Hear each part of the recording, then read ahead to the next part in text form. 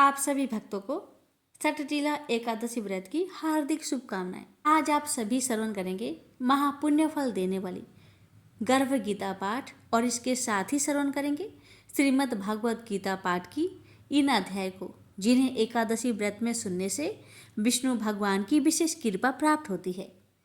तो आइए सर्वप्रथम सुनते हैं गर्भ गीता पाठ। जो भी प्राणी इस गर्भ गीता का सद्भावना से विचार मनन करता है वह फिर गर्भ में नहीं आता, उसे मोक्ष प्राप्त होती है। तो आइए प्यारे भक्तगणों, आज पूर्णिमा तिथि पर श्रवण करें श्री गर्भ गीता पाठ।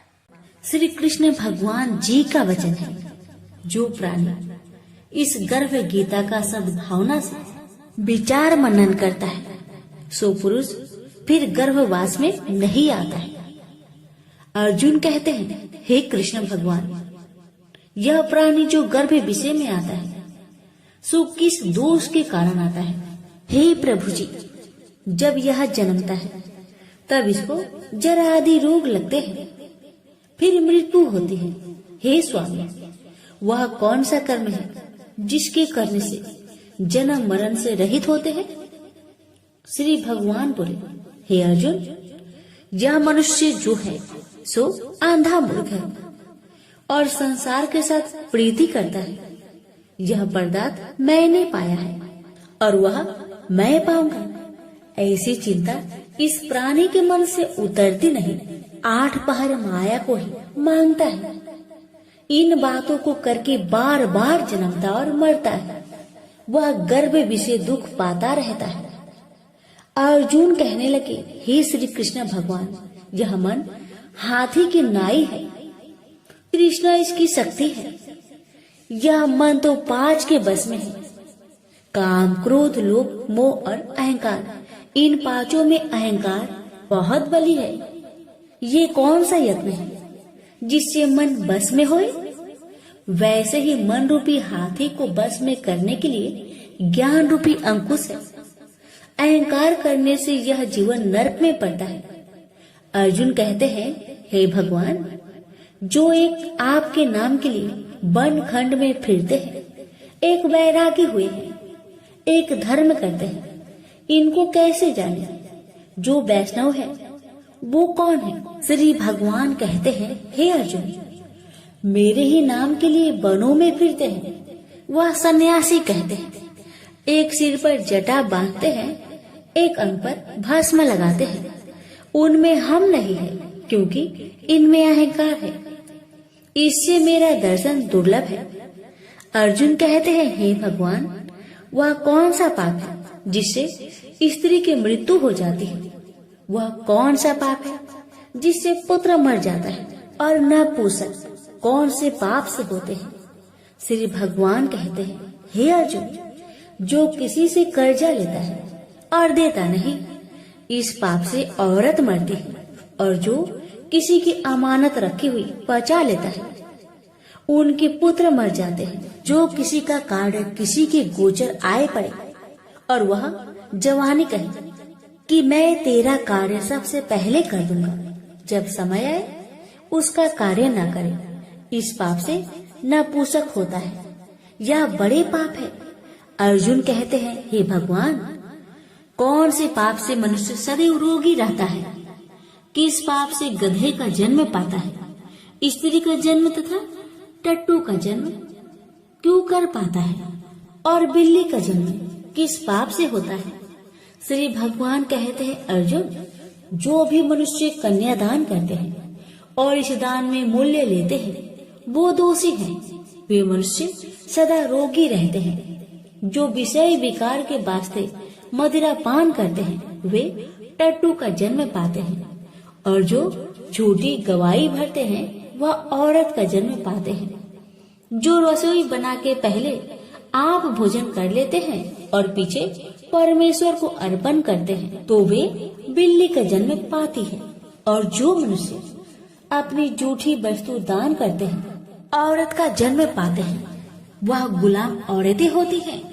अर्जुन कहते हैं, हे भगवान, कई मनुष्यों को आपने स्वर्ग दिया, सो उन्होंने कौन सा पुण्य किया है?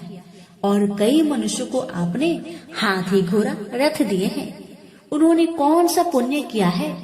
श्री भगवान कहते हैं, हे अर्जुन, जिन्होंने स्वर्ण दान किया है उनको हाथी घोड़े वाहन मिलते हैं। जो परमेश्वर के निमित्त कन्यादान करते हैं सो पुरुष का जन्म पाते हैं। अर्जुन कहते हैं, हे भगवान, जिन पुरुषों के अंदर विचलित शरीर है उन्होंने कौन सा पुण्य किया है? किसी 2 घर के संपत्ति है, कोई विद्वान है, उन्होंने कौन सा पुण्य किया है? श्री भगवान कहते हैं, हे अर्जुन, जिन्होंने अन्न दान किया है उनका सुंदर स्वरूप है। जिन्होंने विद्या दान किया है वह विद्यावान होते हैं। जिन्होंने संतों की सेवा की है वह पुत्रवान होते हैं। अर्जुन कहते हैं, हे भगवान, किसी को धन से प्रीति है, कोई स्त्रियों से प्रीति करते हैं, इसका क्या कारण है? समझाकर कहिए।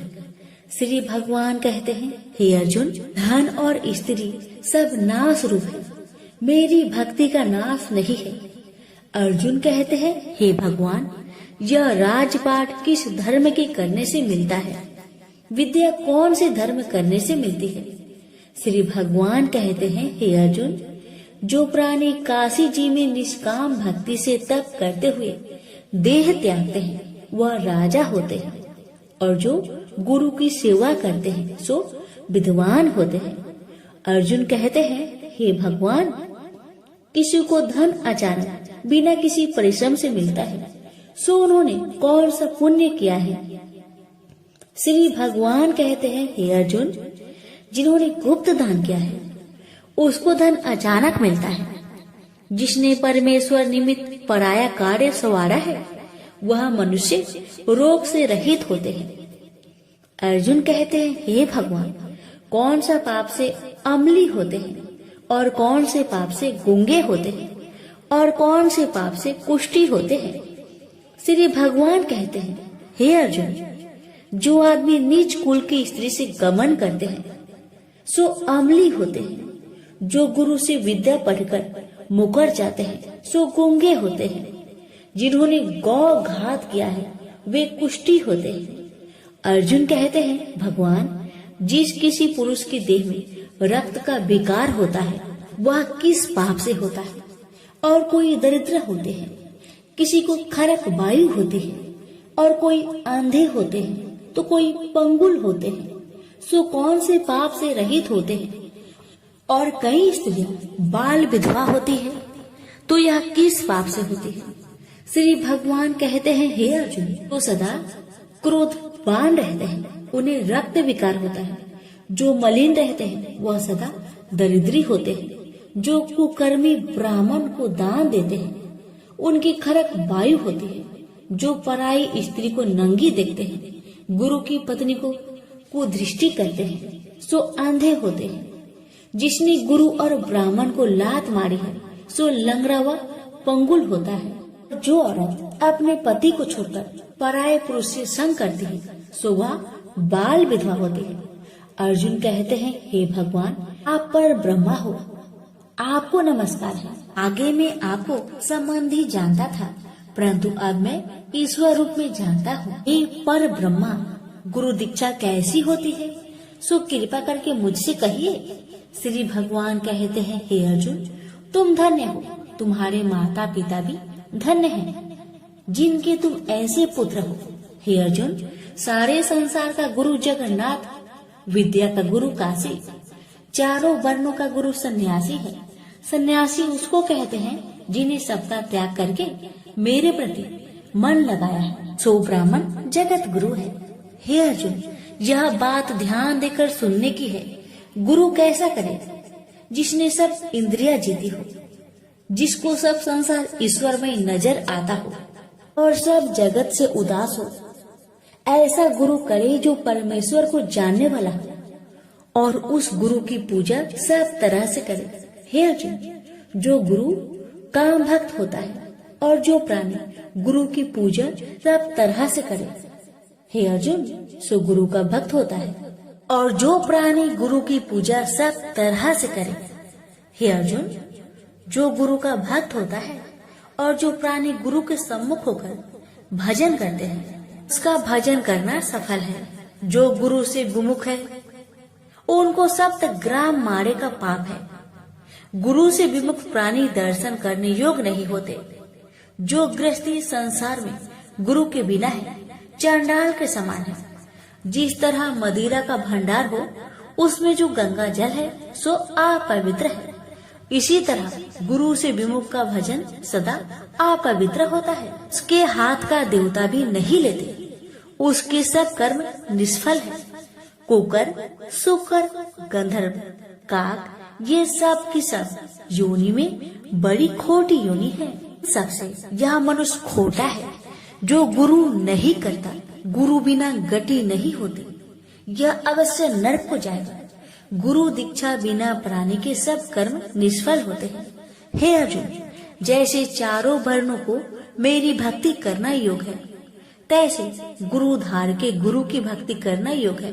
जैसे गंगा नदियों में उत्तम है, सब व्रतों में एकादशी का व्रत श्रेष्ठ है, वैसे हे अर्जुन शुभ कर्मों में गुरु सेवा उत्तम है। गुरु दीक्षा बिना प्राणी पशु योनि को पाता है।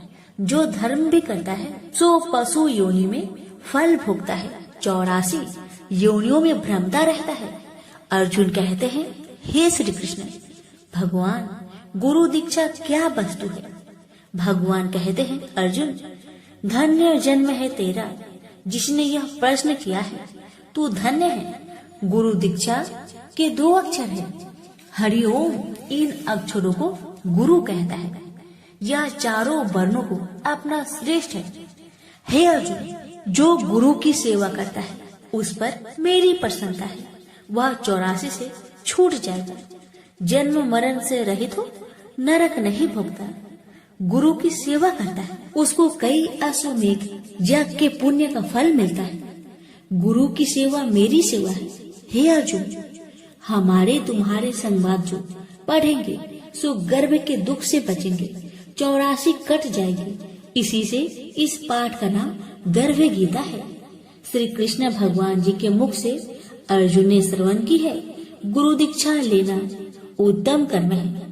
उसका फल है कि नरक से वह 84 से जीव बचा रहता है। भगवान बहुत प्रसन्न होते हैं। प्रेम से बोले श्री कृष्ण भगवान की जय। श्री कृष्ण भगवान बोले, हे पार्थ, जो मुझ में मन लगाकर मेरे में ही आश्रय लेकर योग अभ्यास करते हुए मेरे स्वरूप का संचय रहित पूर्ण ज्ञान प्राप्त होगा, सो सुनो, विज्ञान के सहित वह पूर्ण ज्ञान में तुम्हें सुनाता हूँ, जिसके जानने से तुमको इस लोक में और कुछ जानना शेष न रहेगा। सहस्त्रों मनुष्य में से कोई एक सिद्धि प्राप्त के लिए यत्न करता है। उन यत्न करने वाले सिद्धों में से कोई बिरला ही मुझे ठीक जान पड़ता है। पृथ्वी, जल, अग्नि, वायु, आकाश, मन, बुद्धि और अहंकार, यह 8 प्रकार की मेरी प्रकृति माया है। इस प्रकृति को अपरा अचेतन अर्थात जड़ कहते हैं। और हे महाबाहो, इससे दूसरी प्रकृति चेतन है, जिसने संपूर्ण जगत धारण किया है। इन्हीं प्रकृतियों से सब प्राणी मात्र उत्पन्न होते हैं। ऐसा जानो, यह प्रकृतियां हमसे ही उत्पन्न हुई है। इस तरह सब जगत की उत्पत्ति और प्रलय का कारण मैं ही हूँ।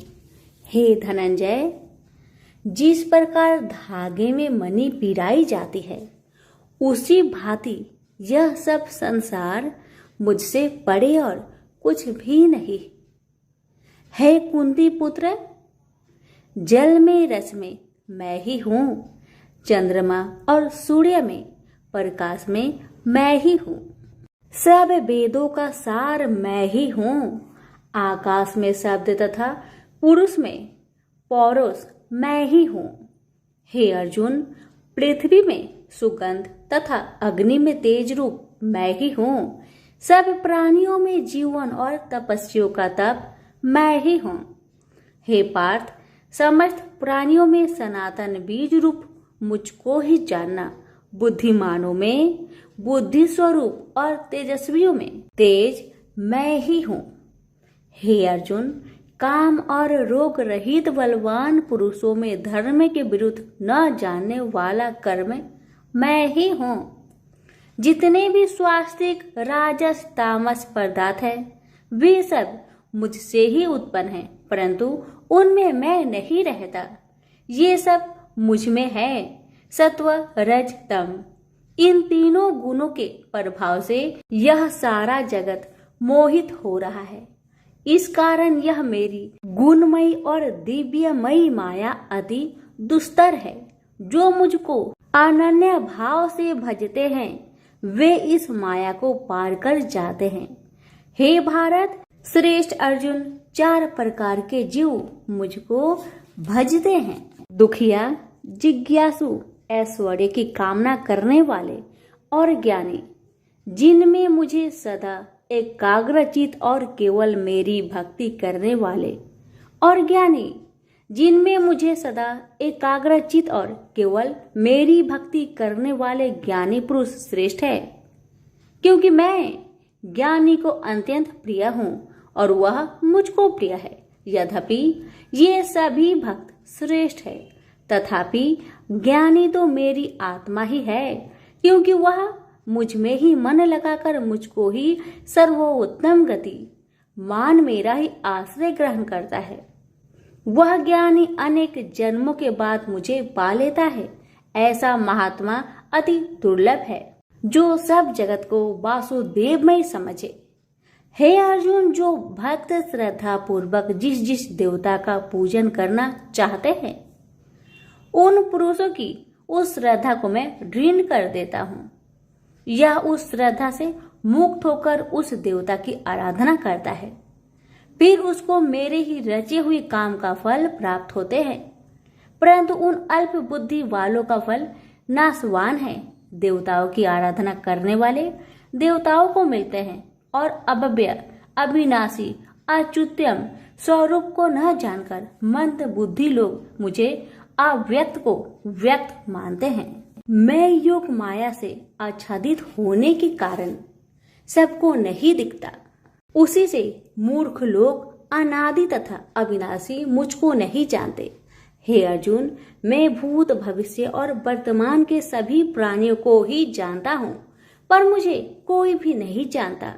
हे भारत, हे परम तप, इच्छा और देश से उत्पन्न होने वाले सुख दुख आदि धंधों के मोह से जगत के सभी प्राणी भ्रम में फंस जाते हैं।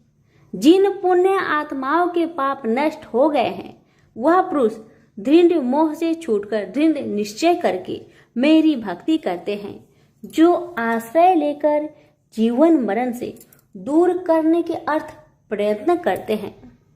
वे पुरुष ब्रह्मा आत्मज्ञान अपने चित्त को निश्चल रखकर उसका संगम करता है और अंत कारण की समाधि लगाता है, जिस अवस्था में योग अभ्यास के कारण चित्त का वेग रुक रुक कर विषयों से पृथक होने लगता है और जब शुद्ध अंतःकरण से आत्मा को देखकर आत्मा में ही संतुष्ट होता है, जिस अवस्था में वह अत्यंत सुख जो इंद्रियों द्वारा जाना नहीं जा सकता वरन केवल बुद्धि से ही जाना जाता है, और जब वह योगी अनुभव करता है तब आत्मा स्वरूप में स्थिर हो उससे विचलित नहीं होता। इस अवस्था को पाकर फिर और कोई लाभ उसको अच्छा नहीं लगता, और जहाँ स्थिर होने पर और कोई बड़ा भारी दुख उसको वहां से चलायमान नहीं कर सकता। इस अवस्था को दुख संयोग वियोग कारक नामक योग जानना हो तो योग निर्विकल्प चित्त से निश्चय करके जानना चाहिए।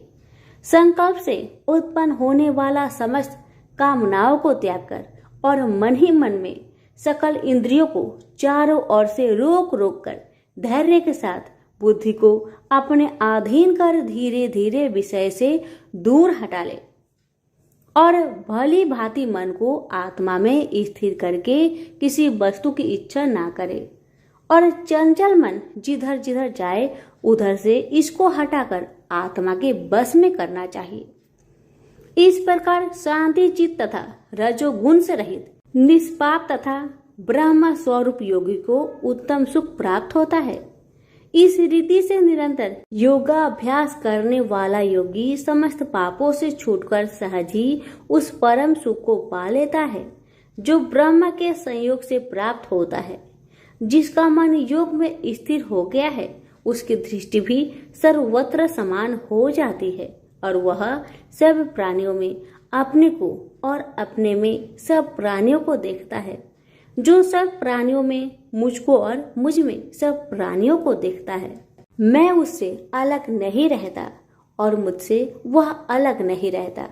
जो अभेद भाव से रहता है, सब प्राणियों में स्थिर हो मेरा मनन करता है, वह योगी चाहे जिस अवस्था में रहे मुझ में मिल जाता है। हे अर्जुन, जो समस्त प्राणियों के दुख सुख के समान समझता है और सबको समान देखता है वही श्रेष्ठ योगी है।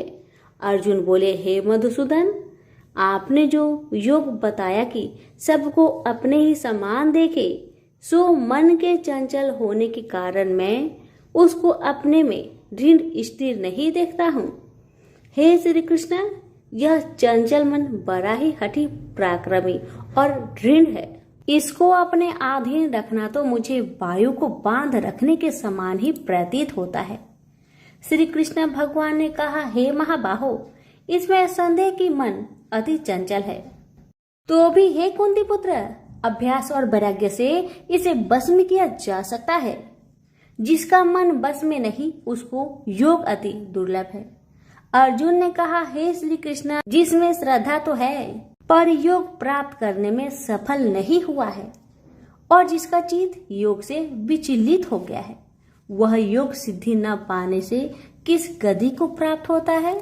श्री कृष्ण बोले, हे अर्जुन, उसका यहाँ नाश नहीं होगा पर परलोक में भी नहीं होगा, क्योंकि उत्तम कर्म करने वाले किसी मनुष्य की दुर्गति नहीं होती। वह योग में असफल मनुष्य बहुत दिनों तक पुण्यवानों को प्राप्त होने वाले लोकों में वास करता है और फिर वहां से किसी पवित्र और धनवान मनुष्य घर में आकर जन्म लेता है। इस प्रकार का जन्म पाना भी इस लोक में बड़ा दुर्लभ है। हे कुरुनंदन, यह योगियों के बस में जन्म लेकर पूर्व जन्म की बुद्धि संस्कार अर्थात आत्मज्ञान को पाता है और उससे अधिक सिद्धि के लिए यत्न करता हूँ। पूर्व जन्म में किए योग अभ्यास के बल में अनेक विघ्नों को पड़ने पर भी यह मोक्ष को प्राप्त होता है। योग की केवल इच्छा ही हो तो पुरुष शब्द ब्रह्म के परे जा पहुंचता है। जो बड़े परिश्रम और यत्न से योग अभ्यास करता है वह पापों से छूट मोक्ष को पाता है। बड़े तपस्वियों से योगी श्रेष्ठ है। जो शुद्ध होकर अनेक जन्मों में परिश्रम करके सफल होता है और ज्ञानियों से भी योगी श्रेष्ठ है। इसलिए हे अर्जुन, तुम योगी बनो। केवल मुझ में ही मन लगाकर योग प्राप्ति के लिए जो मेरा भजन करता है उसको समस्त योगियों के मध्य से मैंने अत्यंत श्रेष्ठ माना है। प्रेम से बोलिए श्री कृष्ण भगवान की जय। आप सुनिए श्रीमद् भगवत गीता पाठ अध्याय 7 की महात्म्य। भगवान शिव कहते हैं, हे पार्वती, अब मैं 7वें अध्याय का महात्म्य बतलाता हूँ, जिसे सुनकर कानों में अमृत राशि भर जाती है। पाटलिपुत्र नामक एक दुर्गम नगर है जिसका गोपुर बहुत ही ऊंचा है। उस नगर में शंकुकर्ण नामक एक ब्राह्मण रहता था। उसने वैश्यावृत्ति का आश्रय लेकर बहुत धन कमाया, किंतु ना तो कभी पितरों का तर्पण किया और न देवताओं का पूजन ही। वह धनोपार्जन में तत्पर होकर राजाओं को ही भोज दिया करता था। एक समय की बात है, उस ब्राह्मण ने अपना चौथा विवाह करने के लिए पुत्र और बंधुओं के साथ यात्रा की। मार्ग में आधी रात के समय जब वह सो रहा था, तब एक सर्प ने कहीं से आकर उसकी बाह में काट लिया। उसके काटते ही ऐसी अवस्था हो गई कि मणि, मंत्र और औषधि आदि से भी उसके शरीर की रक्षा असाध्य जान पड़ी। तत्पश्चात कुछ ही क्षणों में उसके प्राण पेखरू उड़ गए। वह प्रेत बना फिर बहुत समय के बाद वह प्रेत सर्प योनि में उत्पन्न हुआ। उसका बीत धन की वासना में बंधा था। उसने पूर्व वृत्तांत को स्मरण करके सोचा, मैंने घर के बाहर करोड़ों की संख्या में अपना जो धन गार रखा है, उससे इन पुत्रों को वंचित करके स्वयं ही उसकी रक्षा करूंगा। सांप की योनि से पीड़ित होकर पिता ने एक दिव्य सपना में अपने पुत्र के समक्ष आकर अपना मनोभाव बताया। तब उसके पुत्र ने सवेरे उठकर बड़े विस्मय के साथ एक दूसरे से सपने की बातें कही। उनमें से झंझला पुत्र कुदाल हाथ में लिए घर से निकला और जहां उसके पिता सर्प योनि धारण करके रहते थे उस स्थान पर गया। यद्यपि उसे धन के स्थान पर ठीक ठीक पता नहीं था, तो भी उसने जीहो से उसका ठीक निश्चय कर लिया और लोभ बुद्धि से वहां पहुंचकर बाबी को खोदना आरंभ किया। तब उस बाबी से बड़ा भयानक सांप प्रकट हुआ और बोला, ओ मूर्ख, तू कौन है? किस लिए यहाँ आया है? यह बिल क्यों खोद रहा है? किसने तुझे भेजा है? ये सारी बातें मेरे सामने बता। पुत्र बोला, पिताजी, आपकी मुक्ति कैसे होगी? इसका उपाय मुझे बतलाइए, क्योंकि मैं इतनी रात को सब लोगों को छोड़कर आपके पास आया हूँ। पिता बोले, बेटा, गीता के अमृतमय 7वें अध्याय को छोड़कर मुझे मुक्त करने में तीर्थ, दान, तप और यज्ञ भी सर्वथा समर्थ नहीं है। केवल गीता का 7वां अध्याय ही प्राणियों के जरा मृत्यु आदि दुखों को दूर करने वाला है। पुत्र, मेरे श्राद्ध के दिन गीता के 7वें अध्याय का पाठ करने वाले ब्राह्मण को श्रद्धा पूर्वक भोजन कराओ। इससे निसंदेह मेरी मुक्ति हो जाएगी। बस अपनी शक्ति के अनुसार पूर्ण श्रद्धा के साथ निर्वर्षी और वेद विद्या में प्रवीण अन्य प्राणी को भी भोजन कराना। सर्प योनि में पड़े हुए पिता के यह वचन सुनकर सभी पुत्र ने उनकी आज्ञा अनुसार तथा उससे भी अधिक किया।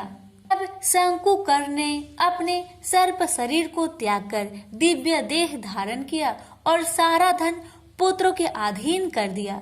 पिता ने करोड़ों की संख्या में जो धन उनमें बांट दिया था, उससे वे पुत्र बहुत प्रसन्न हुए। उनकी बुद्धि धर्म में लगने लगी थी, इसलिए उन्होंने बावली, कुआं, पोखरा, यज्ञ तथा देव मंदिर के लिए उस धन का उपयोग किया और अन्य शाला भी बनवाए। तत्पश्चात 7वें अध्याय का सदा जप करते हुए उन्होंने मोक्ष प्राप्त किया। हे पार्वती, यह तुम्हें 7वां अध्याय का महात्म्य बतलाया, जिसके श्रवण मात्र से मानव सब पातकों से मुक्त हो जाता है। प्रेम से बोलिए उमापति शंकर भगवान की जय। वीडियो को लाइक शेयर करना ना भूले। धन्यवाद।